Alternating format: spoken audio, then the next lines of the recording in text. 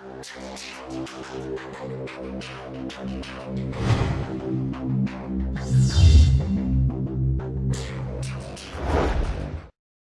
going to start as Muslims do in the name of God.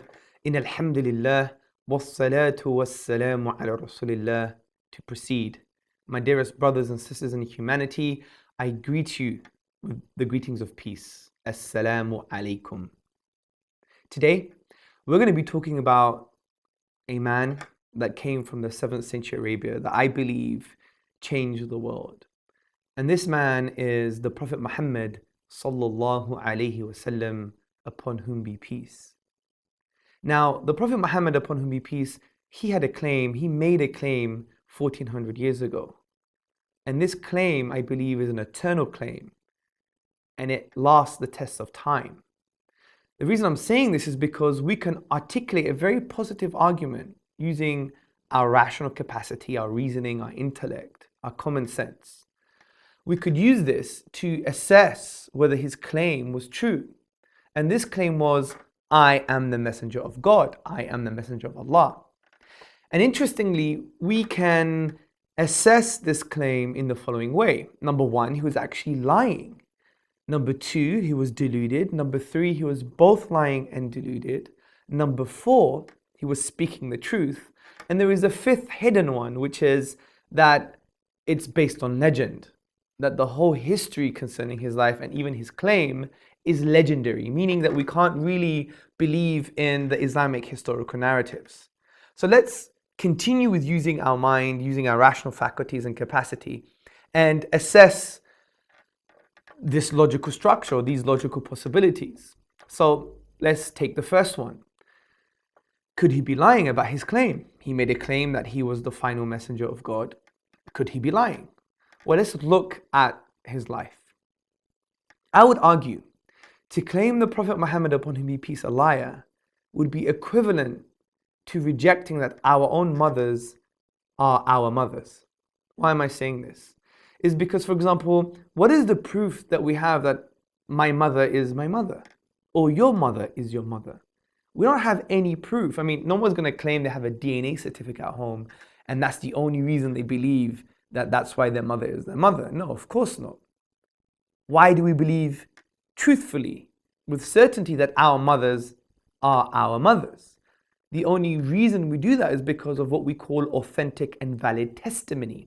The testimony of your own mother, the testimony of your father, of the doctor, of the midwife. So you have 4 or 5 testimonies, if you like, that show with good reason that your mother is your mother. But interestingly, we have 10,000 authentic and valid testimonies concerning the truthfulness of the Prophet Muhammad, upon whom be peace. And these were the 10,000 companions of the Prophet Muhammad. So this is interesting. I mean, if these testimonies are true, then if we reject them, it's like rejecting our own mother, because we only have about 4 or 5 testimonies for our own mother. But for the prophethood of the Prophet Muhammad, upon whom be peace, we have 10,000. And this is an interesting argument via the epistemology of testimony, if you like, which is, epistemology means the study of knowledge or the study of belief. And testimony, when it's authentic and valid, is actually a valid source of knowledge. But there is a greater argument against claiming that the Prophet Muhammad, upon whom be peace, is a liar, which is, to claim he's a liar would be to claim that no one has ever spoken the truth, because the psychological profile of the Prophet Muhammad, upon whom be peace, is not in line with the profile of a liar. I studied psychology at university, and when you look at the life of Muhammad as a man, you would see that it's impossible to claim he was a liar. Why? Because he had a simple message. His simple message was, La ilaha illallah, which basically means there is no deity worthy of worship but the deity, Allah, al-ilah, the deity. And he wanted to announce this to mankind regardless of context. I mean, he was offered riches, power, women, money, everything, and he rejected it just for the message. He was tortured. His companions were tortured and killed. He was so hungry when he was boycotted from his beloved city Mecca that he was tying 2 stones to his stomach. He traveled to a town in Arabia called Ta'if, And he told them, just worship the one true God. And children of the town would stone him for hours. And the blood was running down his legs, where the historians and the scholars say that his sandals were stuck to the sand. He made all of these sacrifices just for a simple message of La ilaha illallah. We also know he was very brave in the Battle of Hunain, when he was defending Muslims and non-Muslims of the state. There were thousands of arrows in this battle, and his companions and the army had to inevitably retreat. But he was still marching forward, and he said, I am the messenger of God. I am not a liar. Such bravery. How can this be the product of a liar? How can this life resemble the life of a liar? Because we know from a psychological perspective, a liar lies for some worldly gain, honor, glory, riches, power. He rejected all of this. He was poor. There was no smoke coming out of the house of his wife for 6 months, meaning there was nothing to cook. So really, just think about it. Is this a man who we can claim is a liar? The onus of proof is on the one who's making the claim that he's a liar. We have no proof when we look at his life. This is why I say, to say that Muhammad, upon whom be peace, is a liar, is to claim that no one has ever spoken the truth. So we know he couldn't have lied. Let's go to the next option. Maybe he was deluded, maybe he was crazy, or he was a madman. Now, we know this straight away can't be true just by looking at his teachings. Look at his teachings, his prophetic teachings, known as a hadith, plural, or hadith in singular in the Arabic tradition. Now, his teachings are quite phenomenal. For example, he said that true richness is not having riches, but it's having a rich soul, having a content, rich soul. He said there is no harming and no reciprocating of harm. He also said, لا يؤمن أحدكم حتى يحب لأخيه ما يحب لنفسه. This is the Arabic version. And in English it means, you don't truly believe unless you love for others what you love for yourself. The Prophet Muhammad, upon whom be peace, said, if you don't show mercy, you will not be shown mercy. The Prophet Muhammad, upon whom be peace, said that when you put compassion and kindness in something, it elevates it. If you remove kindness and compassion, it degrades it. And we have various other prophetic traditions concerning geopolitics even. The Prophet Muhammad, upon whom be peace, said that the son of Adam, the human being, all he needs is food, shelter and clothing, which he defined the essential limited needs, which creates an economic philosophy of distribution, unlike the one that we have in capitalism, which is false actually, which says there are too many needs and not enough resources. It's a false geopolitical reality where we know, according to the Food Agricultural Organization, that there are enough calories on this planet to feed 3 planets. So are these teachings the product of a deluded man? Of course not. But there is an even stronger argument, because when we look at his life, there were various instances and context that he could have used to support his delusion. For example, he could have said, yes, that happened because I am truly a prophet, I must be right. But he didn't do that. An example of this is there was an eclipse of the moon when his son Ibrahim passed away at early age. And all the Arabs said, he passed away because, rather the eclipse happened because your son passed away. But the Prophet Muhammad, upon whom be peace, said, no, an eclipse happens for no one's death. So we have no good reason to believe he's deluded by looking at his teachings and looking at his life. Could he be both? Well, we know he wasn't a liar and he wasn't deluded. So if you add both things that are not true, then it's still not true. So he couldn't be both. So the best explanation is that he was speaking the truth. It's a very simple, profound argument. But remember, the 5th option, there was a hidden option, which is it's legendary. Because if you do look at the life of the Prophet Muhammad, upon whom be peace, actually you can only conclude he was speaking the truth. This is why Professor Montgomery Watt, in his publication Muhammad at Mecca, he said, to claim Muhammad an imposter creates far more problems than it solves. So if you do look at his life, you know that he must have been speaking the truth. The only counter argument is that his life is based on legend. It's not true. But this is a false misrepresentation of the Islamic historical science. Because the way the Islamic scholars preserved history concerning the life of the Prophet Muhammad, upon whom be peace, is actually a very robust method. It is called in the Arabic tradition ilmul hadith, the knowledge of hadith. And it's an amazing science because what we have is not only a text, which is called the matan, but an isnad, which is a chain of narration. And everybody in the chain of narration must have met each other, okay? Like A must have met B, and B must have met C, and C must have met D. And each person in that chain must have a biography, which is called ilmul rijal, the science of people. And we have 10,000 biographies of narrators. And we must conclude they were truthful, that they never lied, they were not sinful, they were not unrighteous. So we know that they're all valid, authentic or validated people along this chain. And this is a very brief glimpse at the history of science from the Islamic perspective. So we have a matan, a text, and we have a chain of narration. And this is quite profound because each person along the chain is authenticated. This doesn't even happen in Western history sometimes. I mean, to reject the Islamic model would be to reject Aristotle, because we know Aristotle only came to us via Plato.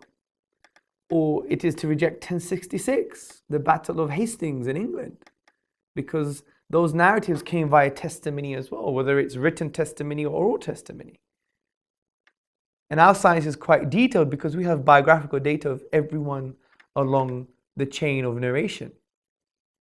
Now, obviously, you have various scholars like Shah and others who say that, we can't trust these narratives because they're biased. But when someone claims bias, they have to prove it.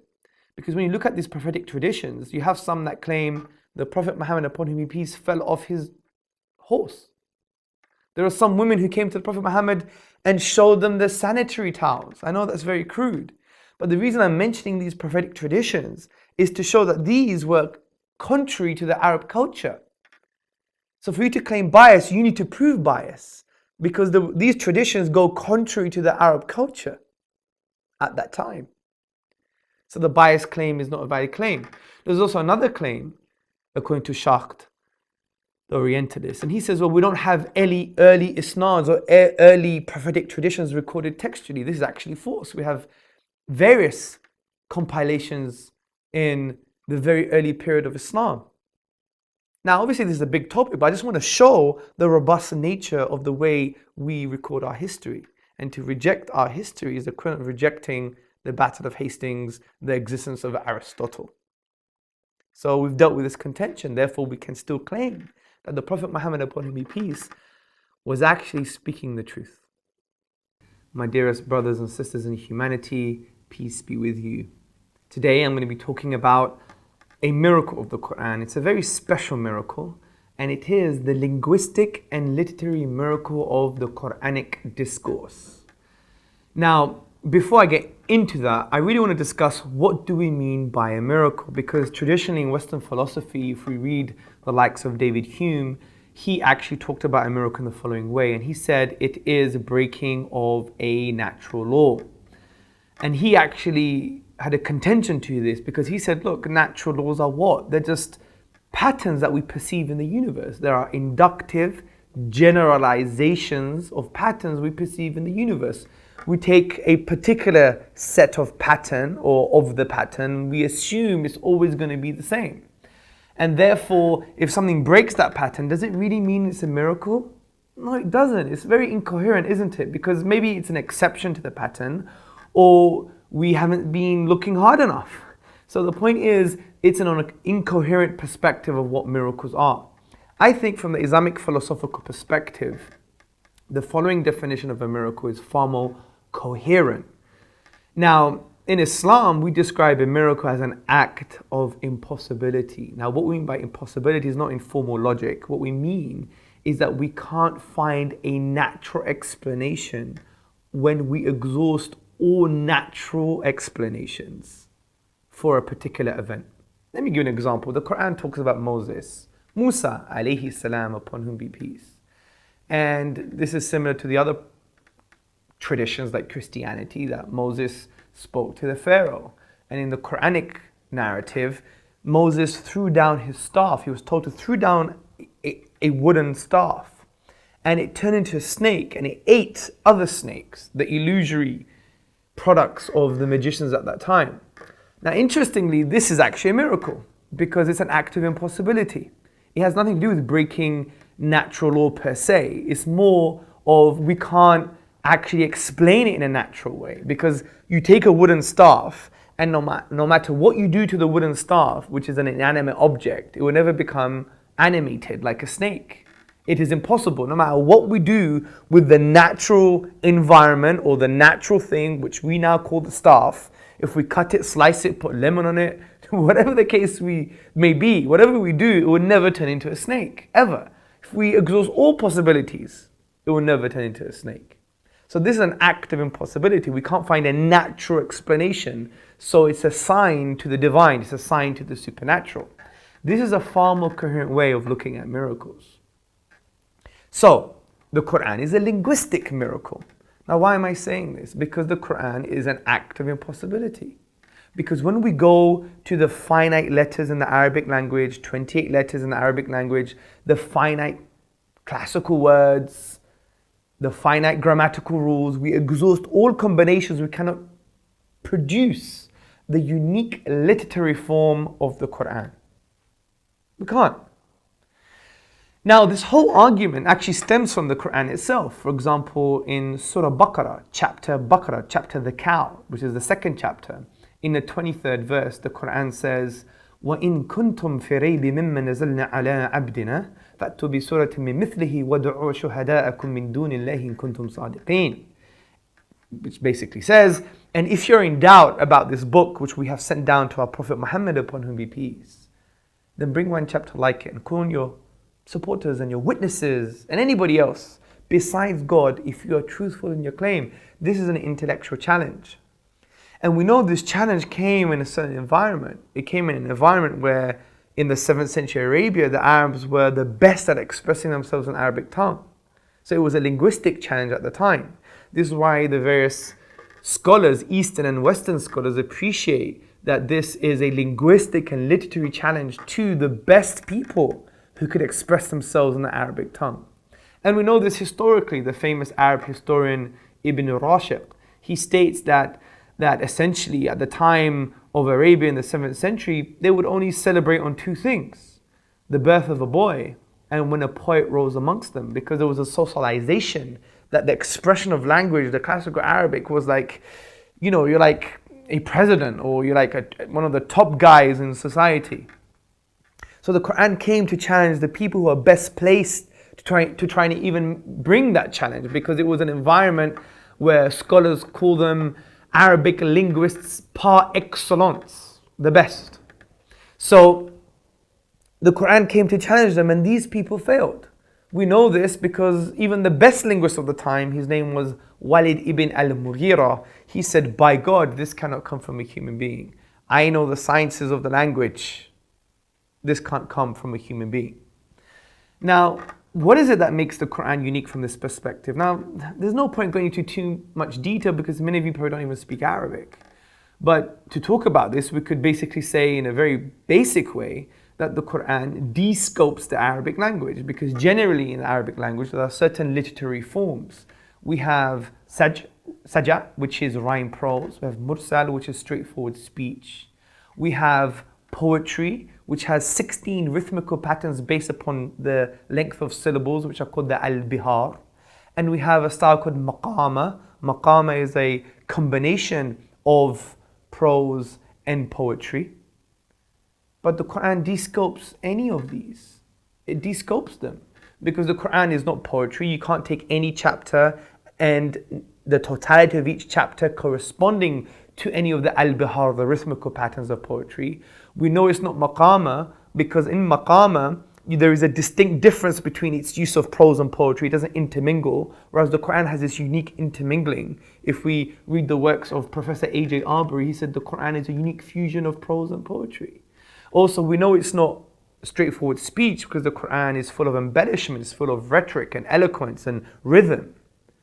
And also we know it's not saj'a, it's not rhyme prose, because rhyme prose is quite defined. If we read the works of Devin J. Stewart, the Arabist and the scholar, he writes in the Encyclopedia of the Quran and in other places that rhyme prose is defined by having an end rhyme, by having an accent-based rhythmical pattern. The pattern is based on the stress, just like nursery rhymes. Ba, ba, black sheep, have you any wool? That's an accent-based rhythmical pattern rather than it based on the syllable.